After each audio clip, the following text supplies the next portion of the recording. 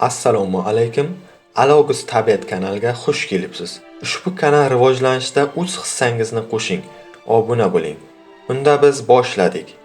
Bugungi mavzuimiz bedana. Bedana va Chernobil o'rtasida nima bo'lgan? Bedana va Chernobil o'rtasida ilmiy jihatdan qiziqarli bog'liqlik bor.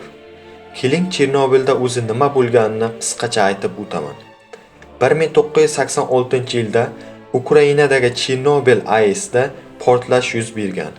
Atrof muhit kuchli radiatsiya bilan zararlangan. Shundan keyin olimlar savolga duch kelishadi. Radiatsiya tirik organizmlarga qanday ta'sir qiladi? Nega aynan bedana tanlangan? Bedana tajribalar uchun juda qulay bo'lgan, chunki tez o'sadi, 40-45 kunda yetiladi, tez tuxum qiladi, avlodlari tez almashadi, genetik o'zgarishlari tez bilinadi. Shu sababli bedana biologik indikator sifatida ishlatilgan. Chernobil hududida bedanalar bilan nima kuzatilgan degan savolga quyidagicha javob topasiz.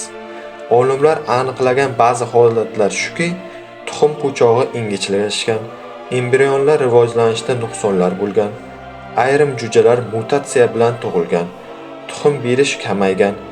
Bu radiatsiyaning tirik hujayralarga bevosita ta'siri ko'rsatgan. Bedana tuxumi radiatsiya chiqaradi degan gap qanchalik to'g'ri?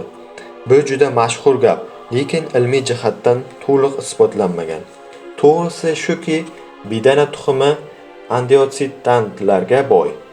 Chernobilning yopiq hududida hozir yovvoyi qushlar, jumladan bedanaga o'xshash turlari yana yashayapti.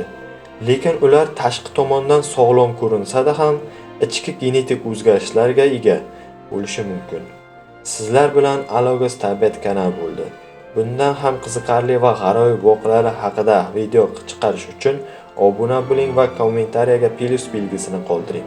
Hammaga rahmat.